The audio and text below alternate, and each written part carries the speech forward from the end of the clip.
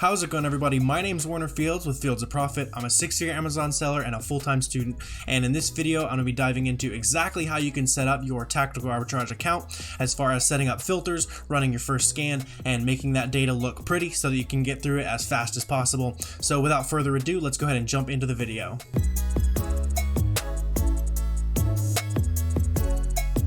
So the first time you open up your Tactical Arbitrage account, this is what it's going to look like. There are some quick little things we do need to set up before we can dive into the filters. So if you already have a Tactical Arbitrage account, you can skip ahead a little bit. But if this is your first boot up, you're going to want to go to Settings, and then under Keys, you're just going to connect it to Amazon and then Proceed. And then this will kind of allow this software to integrate with your seller account. It'll do some things on the back end, and as well as it unlocks some certain features of Tactical Arbitrage. So you're going to want to take care of that first, but after that, it's now time to kind of go over here to this product search option. This is where the magic happens with the filters and all that kind of stuff. I'll go ahead and clear my filters down here so we can run through this as though it's my first time using the software. So we're going to go ahead and set up a Walmart scan here. Let's go ahead and just use any category here. Let's just try baby. Doesn't really matter for this example, but over here on the side, this is the easy bulk option. This is how you can scan specific categories and stuff like that. So you can see there's all kinds of categories in here. If you want to scan electronics, you can press electronics, and then it's going to let you do 500 categories at once. You can see how, let me zoom in a little bit here. You can see how some of these have numbers next to them. That's going to count as your categories. So you're going to want to make sure that you are selecting 500 at a time, or as close as you can get to that. So we're going to go ahead and add that baby in. So now you can see we have our 88 categories on Easy Bulk here. And now if we were to press search right now, it wouldn't be running it through any filters or anything like that. So obviously on pretty much every product is going to get added. It's going to give you that data under the View Data tab over here. But there are some quick little steps we can take to kind of sort a lot of that data out to make sure that it's only giving us stuff we want. I'm going to start with this one right here. Removing some of these products is going to be a good way to look at a whole lot less data, because if you don't have your filters down right, you're going to be looking at way too much bad data, and it's going to just waste a lot of time. That's kind of the main complaint I do here with this software, but you got to get over that learning curve and make sure you're using these filters properly. So the filters that I use are a starting point for you, or you can just go with this forever. I just want to give you guys a good little starting point for exactly how I use it, and then you can adjust it how you see fit. So the first thing I like to change is removing if the number of sellers is less than 2. That means I'm removing products that has only one seller, because most of those products are going to be private label products, and private label products are very tightly controlled by the brand, because the brand is also selling it on Amazon. So you want to avoid those just for any IP complaints or anything like that. And then you can go up to 50, 60, 70 on number of sellers. I prefer 60. It doesn't really matter, because on a listing where you have 50 sellers but it sells 2,000 times a month, that could be a better product than a product that sells 10 times a month but has 3 sellers on it. It's about using these things all in combination. So I generally go up to 60 sellers. Competitive FBA sellers I'll also put at more than 60, because like I said, even on those crazy high volume listings, you can still squeeze out a good amount of profit even if there is a lot of sellers. There's still tons of sales to go around on those crazy high volume listings. We're not going to remove any of these kind of things. You could remove oversized products if you're not a fan of shipping those big products. I know I'm personally not, but I don't want to remove that just in case I see some good, maybe like a Lego set or something like that that could be considered oversized. Oversized would just be over 25 inches or really heavy. I'm not exactly sure on the heaviness, what it's considered oversized. For next thing we're going to do, we're going to remove it if Amazon is a seller and now in stock, because we don't want to compete with Amazon. Amazon is almost never going to share sales on a listing with us, so we are going to check this box. I'm going to move me over here real quick. And then over here, I personally like to remove it if the number of reviews is less than 3. That helps establish a tiny bit of sales data. And then I also like to remove it if the rating is lower than 3, because I don't want to sell products that have low ratings, because those products could have a crazy high return rate. It's just a good practice to avoid that. The source price I ignore, but the Amazon price, I don't want to sell anything that's less than $9 because those products, it's going to be really hard to squeeze profit out of that. Just selling things $9 at a time is going to be difficult to make any significant amount of money. And then more than 200 because I don't want to deal with super expensive returns. You could adjust that if you like selling those expensive products. I personally don't. And then over here, we can get into the weeds with removing products if Amazon's been in stock a certain percentage of time. I don't personally mess with that. This is all I do for the remove side of things. Source titles, you can also do that if you want to search for specific brands or anything like that. This is where you would do that. For costs and fees, this is where I'm gonna make myself real small here. This is where you can go ahead and punch in exactly what it's costing you to prep your products. Let's say you use a prep center where you're sending your products off to a warehouse across the country and they're prepping your products for you. That would be probably $1 a unit or even $1.50 a unit. You could add that in and it will automatically include that in the cost calculations. For me, my cost per prep is about 10 cents. It's very low because I pay a lister to list mine. Full transparency, it's just my high school sister. If you guys have family, friends, or anything like that, that could be a good place to start if you are looking to outsource your prep a little bit.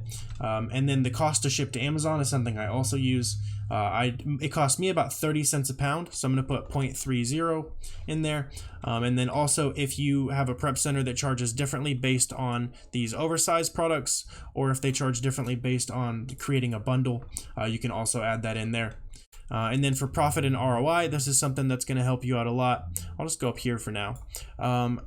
You're going to want to filter out gross profit. Again, this is up to your discretion. I like to do $3 and 35% ROI. Some people might think that 35% ROI isn't even close to enough. I like to sell high volume, lower ROI listings just for consistency and the ability to spend my money fast. But if you're low on capital, maybe you want to bump that ROI up. No reason to spend your limited capital on low ROI products when you could dig a little harder and find those high ROI products. But that is going to be all of the filters that you use for the product search side of things. It took me a second. Hopefully it was broken down in enough detail for you. And so now I'm going to go ahead and pretend like we're running this. So we've got it looks like we have a total of 12 filters. And now we are ready to search here. The one last thing that you might want to do, this is going to vary by case to case. You can actually go ahead and include a discount or cash back or anything like that. So if you're using Rakuten, maybe you can type in your Rakuten cashback here. Or personally for Walmart, I have the Walmart cashback card, so I get 5% cash back. So now it's going to be including that in the cost of the item. Maybe it'll find some extra profit for us that it didn't find before. You can also include sales tax if you're not sales tax exempt on the site that you're using. It'll also further adjust the source price that way. So I would leave it like this for Walmart. And one last little thing I'll show you here is, since we've got all this set up, we don't want to have to do this again every time. So we can go ahead and down here where it says save the filter. So I'll just go ahead and save this as my Walmart filter because it's got that 5% cash back there. You're going to press save, and then under your saved filters list, you can select Walmart, and then you're good to go. So now that we've got that all set up, we're going to go ahead and click search. And now it's searching every product on walmart.com that is a baby product using these specific filters, and it should spit out some profit for us to look through here in just a little bit. Before we go ahead and check out the data that this search is going to pull up for us, if you guys are interested in checking out Tactical Arbitrage for yourself, I do have a link down below that's going to give you a 10-day extended free trial, and that helps out the channel as well. But let's go ahead and check out that data. So now we're over here on the View Data tab on the sidebar. It's just one below Product Search. After you press that search button, this is where all that data is actually going to go. And so now this is actually not what your initial setup is going to look like. I will highly recommend that you put this history chart here. This is essentially just a keep a graph right here. So the way you do that is you'll go to manage columns up here, and then the first time you hop into your Tactical Arbitrage account, history chart is going to be buried somewhere down here. You'll just click it and drag it up to the top, and then press the little box here to turn it on and off.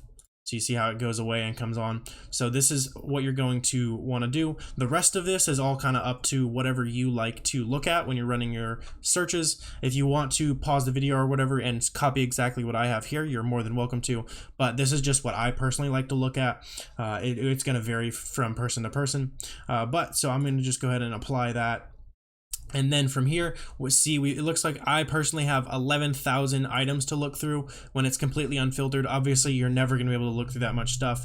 And if you're just kind of glancing at these items, you can see a bunch of it is actually not good. So you can see this Keepa graph is showing that it really doesn't sell that much.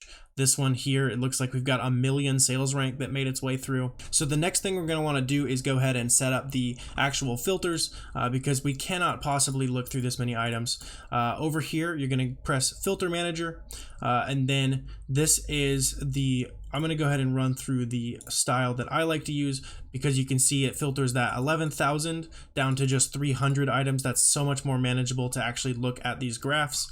But let's go ahead and run through exactly what is on these filters so that you guys can also look through just a whole lot less bad products here on Tactical Arbitrage. For price, I do 9 to 200 for the reasons that I talked about before. Expensive returns, just not something I want to deal with. As far as any of this, I don't mess with a lot of this stuff. A lot of this, you can get very, very into the weeds. I'm just going to be showing you how I narrow down kind of a general search here. You can even search by brand, ASIN, that kind of stuff. I like to search from 1 monthly sale just to establish any demand at all. Again, I'd rather just kind of glance at this Keepa graph than rely on Tactical Arbitrage's kind of sales calculator. For weight, I'm going to go ahead and filter 10 pounds because any product that's heavier than 10 pounds is just going to be such a nightmare to ship. It's going to be expensive. A lot of this stuff is going to be like 24 packs of canned foods. So on top of the shipping being decently expensive, it's also just inconvenient. You have to buy separate boxes per multi-pack and that kind of stuff. If it's one product that was more than 10 pounds, I might maybe consider it, but there's just very few cases where I'm going to be ordering things from online arbitrage that is more than 10 pounds. For gross profit, I'm going to filter out $3 to no cap.